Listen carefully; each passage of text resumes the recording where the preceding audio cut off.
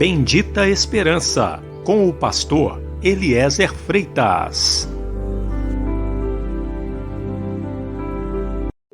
Jesus Cristo poderá voltar ainda hoje. Se ele não voltar, estaremos esperando por ele amanhã. Igreja da Bendita Esperança, Rua Augusto Trombini, 444, no alto da cidade.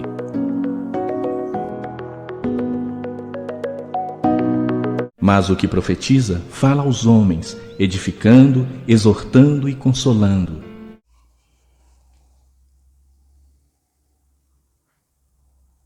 Boa noite, meu irmão, boa noite, minha irmã. Estamos aqui nessa quinta-feira para trazer algumas perguntas que para muitos pode ser surpreendente. Muitas pessoas podem se surpreender com essas perguntas. Outras não vão se surpreender porque talvez já fizeram essas perguntas alguma vez. Nós vamos trazer estas perguntas, são 8 perguntas apenas. E vamos trazer as respostas também, segundo a verdade.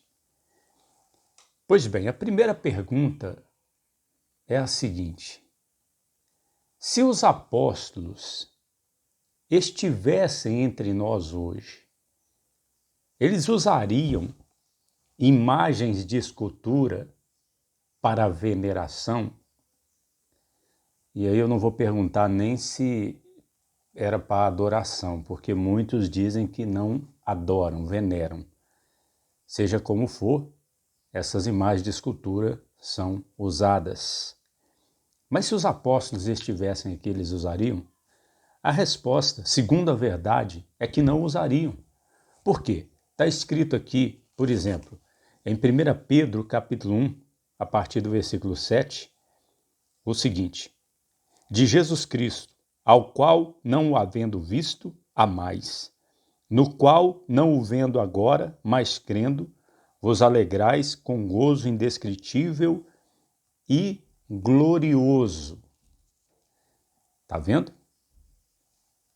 Jesus Cristo, ao qual, não havendo visto, amais. Vamos ler mais um versículo aqui. São mais 2 versículos para concluir. Em Hebreus capítulo 11, versículo 1 diz assim: ora, a fé é o firme fundamento das coisas que se esperam e a prova das coisas que não se veem. Eu pergunto, as imagens de escultura são para quê? Para se ver, não é? Então, agora fica a questão.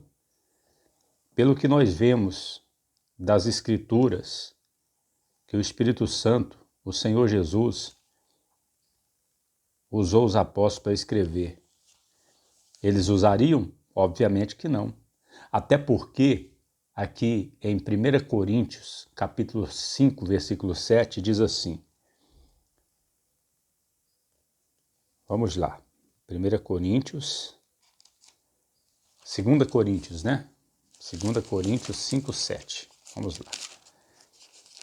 Eu anotei errado aqui. Aqui, ó. 2 Coríntios 5, 7. Porque andamos por fé e não por vista. Veja só. Porque andamos por fé e não por vista. Os apóstolos andavam por fé. Então, eles colocam um contraste entre a fé e a vista. As imagens é para a vista. Então, eles não iriam usar imagens de escultura nunca. Como não há registro no Novo Testamento de que os apóstolos usassem imagens de escultura. Até porque isso seria uma quebra de um mandamento, dos 10 mandamentos da lei de Deus. E os judeus sabiam que não podiam venerar, amar, adorar, ter imagens de esculturas. Eles sabiam. Os apóstolos, os primeiros apóstolos, eram judeus. Então está respondida esta pergunta, né? Se os apóstolos estivessem entre nós hoje, eles usariam imagens de escultura para veneração? Obviamente que não. Segunda pergunta. Vamos lá. Se os apóstolos estivessem entre nós hoje, eles estariam em horários na televisão? A resposta é não também. Acompanhe o nosso raciocínio, meu irmão, minha irmã. Não estaria na televisão pelo mesmo motivo que também não estariam com suas igrejas nos grandes centros, com salões alugados nas avenidas principais da cidade. Por quê? Porque alugar um salão numa avenida principal de uma capital de uma cidade sempre é mais caro.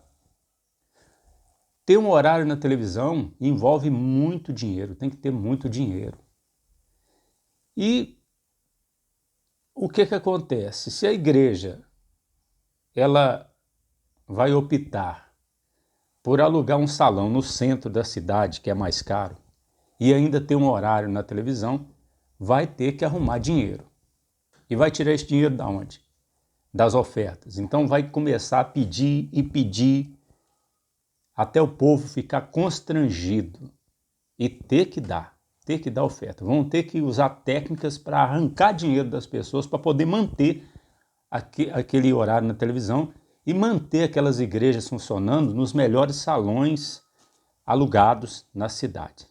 Isso sobrecarregaria os cristãos, os crentes, sobrecarregaria a igreja. E essa não é a vontade de Deus, pelo que nós vemos aqui. Então os apóstolos não estariam pregando na televisão, como não estariam com salões alugados nos melhores lugares da cidade. Agora vamos para a Bíblia, para nós constatarmos isso. Veja só, 1 Timóteo 6,8, é aquele versículo que nós sempre lembramos, né? 1 Timóteo 6,8. Tendo, porém, sustento e com o que nos cobrirmos, estejamos com isso contentes. Mas os que querem ser ricos caem em tentação e em laço, e em muitas concupiscências loucas e nocivas, e submergem os homens na perdição e ruína. Veja que eles eram contentes, tendo comida e com que vestir. Eles jamais iriam pagar um horário, arrumar dinheiro, se dispor a arrumar dinheiro para pagar um horário na televisão. Lá em Romanos 12,16, eu anotei aqui mais um texto, Romanos 12,16, olha o que está escrito. Romanos 12,16. Sede unânimes entre vós, não ambicioneis coisas altas, mas acomodai-vos às humildes, não sejais sábios em vós mesmos. Qualquer um que ambiciona estar na televisão pregando hoje, esses canais de televisão aí, eles estão ambicionando uma coisa alta. E se o apóstolo Paulo está dizendo aqui, ele ainda diz, sede unânime entre vós, é porque ele era unânime com os outros apóstolos também.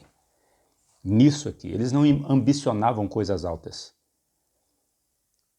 Ora, se é para alugar um salão, vamos alugar um salão mais barato, num lugar mais barato.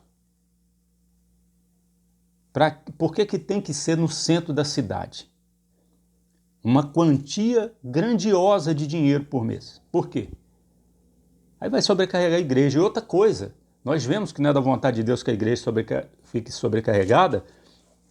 Aqui em 1 Timóteo 5,16. É um exemplo. Ele não está falando desse assunto, mas é um exemplo para nós vermos. Se algum crente ou alguma crente tem viúvas, socorra-as e não se sobrecarregue a igreja, para que possa sustentar as que deveras são viúvas. Está vendo? A igreja não deve ficar sobrecarregada. Não deve. Os apóstolos não deveriam, e você também não deve ficar sobrecarregado. Então, é por isso que nós respondemos com um sonoro não. Os apóstolos não estariam pregando nas emissoras de televisão hoje em dia.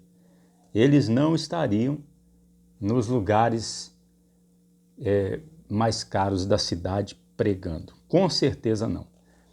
Terceira pergunta. Essa pergunta aqui é boa. Essa é boa, olha só. Se os apóstolos estivessem entre nós hoje, eles construiriam um templo de Salomão? Eita! Será que os apóstolos iam se dar o trabalho, ao luxo, de construir um mega templo de Salomão? A resposta é não. Eu digo com toda certeza. Não. E se você que está me ouvindo aí, você não concorda comigo, é provavelmente porque o seu coração está em denominações evangélicas aí, em líderes religiosos hereges, com certeza. Porque com certeza eles não iriam construir. Por quê? Veja o que está escrito aqui em Mateus 24. Olha só. E quando Jesus ia saindo do templo, aproximaram-se dele os seus discípulos para lhe mostrarem a estrutura do templo. Jesus, porém, lhes disse: não vedes tudo isto? Em verdade vos digo que não ficará aqui pedra sobre pedra que não seja derribada. Olha aí, vamos ver como que Lucas ele relata esse acontecimento.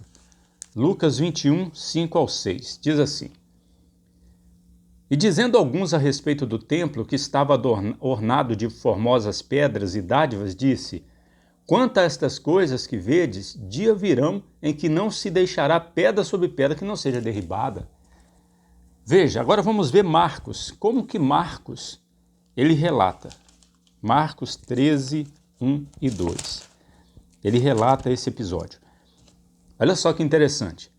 E saindo ele do templo, disse-lhe um dos seus discípulos: Mestre, olha que pedras e que edifícios! Eles estavam admirados com o templo. E respondendo Jesus disse-lhe: Vede esses grandes edifícios? Não ficará pedra sobre pedra que não seja derrubada. Ou seja, o templo foi destruído por causa de um juízo de Deus sobre Israel. Agora, aqueles que são valentes, ambiciosos, para construir um templo Salomão do Brasil, deveria construir lá em Jerusalém. Constrói lá, antes da hora de Deus, antes do terceiro templo ser construído. Constrói lá hoje. Se Deus determinou que não tivesse templo lá em Jerusalém, por que nós que somos da igreja, por que os apóstolos hoje iriam preocupar em construir templo de Salomão para mostrar a grandeza de Deus? Obviamente que não. Então eles não construiriam, como não construíram, né? Como não construíram. Mas existem muitos que pensam que são mais que os apóstolos, né? E pensam que estão fazendo uma grande coisa para Deus ao levantar um templo e dar o nome de Templo de Salomão no Brasil. Ainda que não fosse chamado Templo de Salomão, não tinha necessidade dessa grandiosidade, pelo que nós vimos aqui agora há pouco. Não ambicioneis coisas altas. Pois bem, a quarta pergunta. Se os apóstolos estivessem entre nós hoje, eles colocariam... Essa é boa também, essa pergunta é muito boa. Eles colocariam uma placa na igreja com a foto deles? Eita, meu irmão, minha irmã, claro que não. Imagina o apóstolo Paulo aqui, abrindo uma igreja e colocando a placa com a foto dele. Nunca que ele iria fazer isso. Jamais. Mas muitos pregadores hoje fazem isso, viram até moda, colocar a foto do pregador, do pastor, do líder lá, na placa da igreja. Isso não tem nada a ver com o evangelho de Jesus. Por quê? Vamos lá. 2 Coríntios 4, 5 e 7. 2 Coríntios 4, 5 e 7. Diz assim: Nos quais o Deus desse século cegou o entendimento dos incrédulos, para que lhes não resplandeça a luz do evangelho da glória de Cristo, que é a imagem de Deus. Porque não nos pregamos a nós mesmos. Olha aí. Não nos pregamos a nós mesmos, mas Cristo Jesus, o Senhor, e nós mesmos somos vossos servos por amor de Jesus. Porque Deus que disse que das trevas resplandecesse a luz é quem resplandeceu em nossos corações para a iluminação do conhecimento da glória de Deus na face de Jesus Cristo. Nós não temos foto do nosso Jesus, como o apóstolo Pedro disse, ao qual não tendo visto a mais. Nós não vimos Jesus. Um dia o veremos como ele é. Se tivesse que colocar foto na placa da igreja, teria que ser de Jesus. Mas nós não temos a foto de Jesus. Nós vamos colocar a nossa? Imagina eu colocando a minha foto na placa da Igreja da Bendita Esperança. Que ridículo. Nem se eu fosse bonito, eu não colocaria. Não deveria colocar. Quanto mais com essa aparência. Não é verdade? Então veja que é uma coisa ridícula, uma coisa absurda. Se os apóstolos estivessem hoje entre nós, eles jamais iriam colocar a foto deles em evidência, porque, como o apóstolo Paulo está dizendo aqui, que eles não pregavam a si mesmos. Veja em 1 Coríntios 3,5, diz assim: Pois quem é Paulo e quem é Apolo, senão ministros pelos quais crestes, e conforme o que o Senhor deu a cada um? Eu plantei e Apolo regou, mas Deus deu o crescimento. Por isso, nem o que planta é alguma coisa, nem o que rega, mas Deus que dá crescimento. Mas tem muitos aí que estão supostamente pregando o evangelho que pensam que é alguma coisa, né? São mais até que os apóstolos. Outra pergunta. Se os apóstolos estivessem entre nós hoje, eles praticariam o reteté? Para quem não sabe o que é reteté, é as pessoas na igreja ficarem rodando, pulando, gritando, fazendo algazarra, aquela confusão, vira aquela confusão e corre para lá, corre para cá e pula numa perna só. E dizem que é o Espírito Santo que está manifestando. Não é o Espírito Santo, e pode ter certeza que os apóstolos não fizeram isso. Não fizeram isso. E eles não fariam, não praticariam o reteté. Até porque está escrito aqui em Gálatas 5, 22. Mas o fruto do Espírito é amor, gozo, paz, longanimidade, benignidade, bondade, fé, mansidão e temperança. A temperança é o domínio próprio. Domínio próprio. O Espírito Santo não faz ninguém ficar fora de si. É os espíritos malignos que manifestam na pessoa e faz ela ficar fora de si. Não ter domínio sobre suas ações. Lá em Efésios 4:30, olha que interessante. Muitos não desconhecem esse versículo aqui ou fazem vistas grossas para esse versículo aqui. Efésios 4:30. E não entristeçais o Espírito Santo de Deus, no qual estáis selados para o dia da redenção. Toda amargura, e ira, e cólera, e gritaria, olha aí, e gritaria, e blasfêmia, e toda malícia sejam tiradas de entre vós. Tá vendo? Tirar a gritaria de entre vós. 1 Coríntios, eu não vou ler tudo aqui, eu vou ler apenas 3 versículos do capítulo 14 de 1 Coríntios, mas depois você pode conferir, leia 1 Coríntios, capítulo 14 todo. Mas no versículo 23, olha que coisa impressionante, olha só. 1 Coríntios 14, 23. Se, pois, toda a igreja se congregar no lugar e todos falarem em línguas e entrarem em doutos ou infiéis, não dirão porventura que estáis loucos?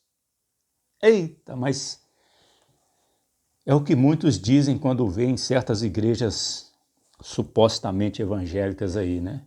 Estão doidos, estão loucos.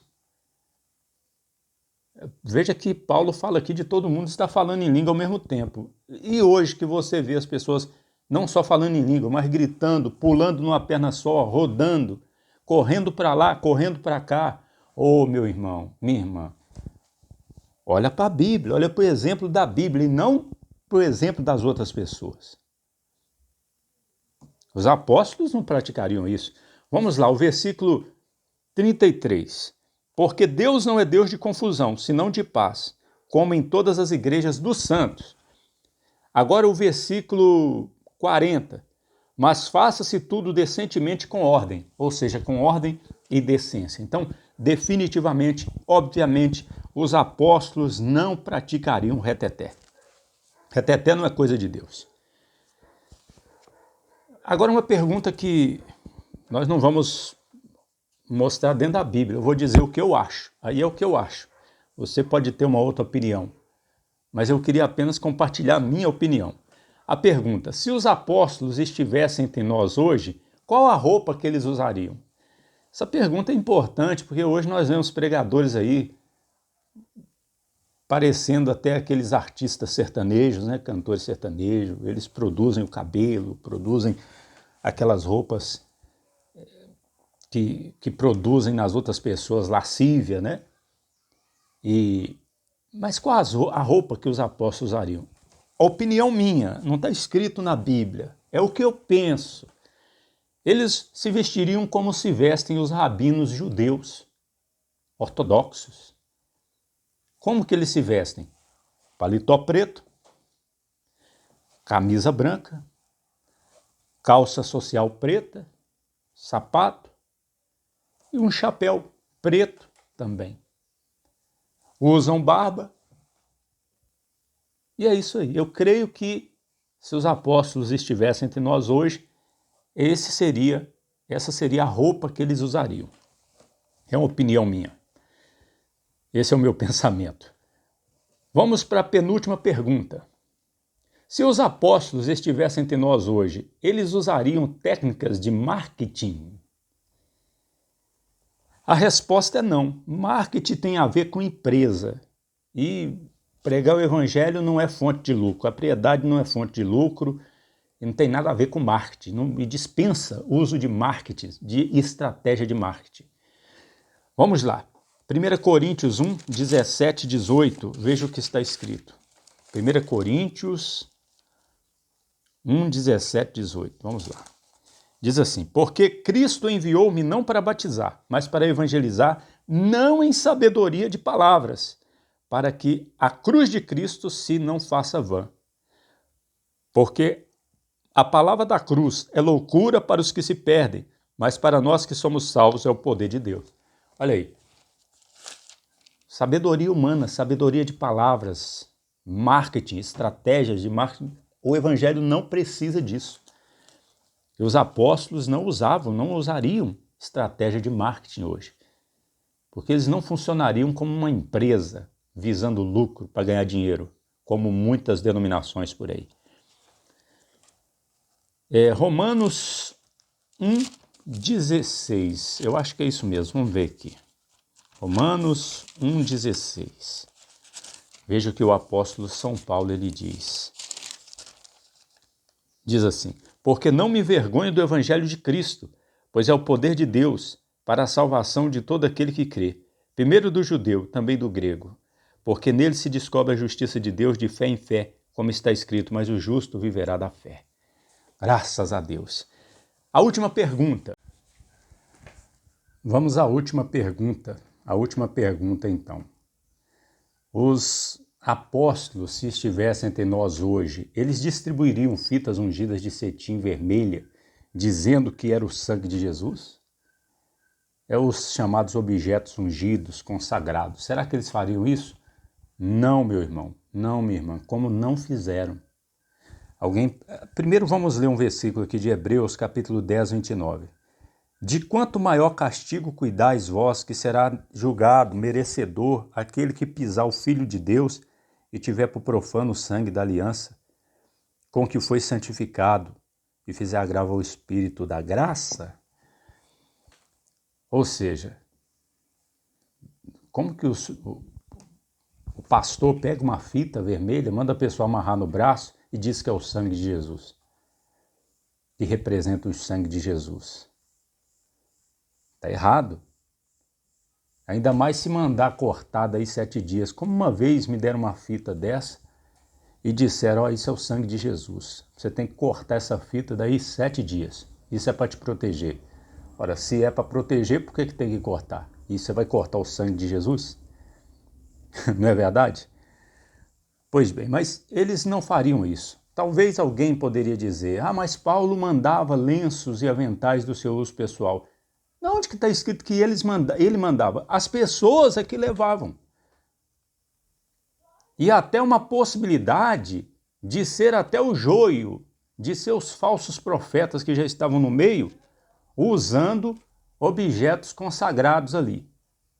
Porque logo em seguida, a esse relato lá em Atos, diz que havia alguns tentando expulsar demônio e até apanharam do demônio depois disso. Então, eles não iriam jamais usar estas coisas. jamais iriam usar essas coisas, pode ter certeza. Pois bem, para terminar essa palavra, talvez você, minha irmã, meu irmão, diga assim, mas eu recebi uma bênção numa igreja dessas. Eu recebi uma cura, eu fui liberto, aconteceu alguma coisa boa. Mas você não pode ir por isso, você tem que ir pela Bíblia, porque veja a advertência do nosso Senhor. Mateus capítulo 7, Jesus adverte, ele diz, versículo 21, mas nem todo o que me diz Senhor, Senhor entrará no reino dos céus, mas aquele que faz a vontade de meu Pai que está nos céus. Muitos me dirão naquele dia, Senhor, Senhor, não profetizamos nós em teu nome? Em teu nome não expulsamos demônios? E em teu nome não fizemos muitas maravilhas? Então lhes direi abertamente, nunca vos conheci. Apartai-vos de mim, vós que praticais a iniquidade. Viu só?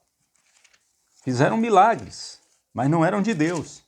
Então, porque fizeram um milagre na sua vida, você recebeu uma bênção, eles são de Deus? Não. A própria palavra de Deus mostra isso. Marcos 13, 22, vamos ler só mais duas referências. 13, 22. Diz assim, meu irmão, minha irmã, porque se levantarão falsos cristos e falsos profetas, farão sinais e prodígios para enganarem, se for possível, até os escolhidos. Mas vós vedes, eis que de antemão vos tenho dito tudo. Ou seja, é lógico que isso aqui é uma profecia do tempo do fim. Mas se vai acontecer no tempo do fim, existem os sinais da mentira hoje em dia. Existem os sinais. A mentira também faz sinais. Para terminar, veja aqui em 2 Tessalonicenses, capítulo 2, está escrito assim, 2 Tessalonicenses, capítulo 2. Olha só. Versículo 9. A esse cuja vinda é segundo a eficácia de Satanás, com todo o poder e sinais e prodígios da mentira, e com todo engano da injustiça para os que perecem, porque não receberam o amor da verdade para se salvarem. Por isso Deus enviará a operação do erro para que creiam a mentira, para que sejam julgados todos que não creram na verdade, antes tiveram prazer na iniquidade. Amém, meu irmão? Amém, minha irmã? Que Deus abençoe. E não é pecado fazer perguntas, não. Faça essas perguntas e peça a Deus que lhe mostre as respostas.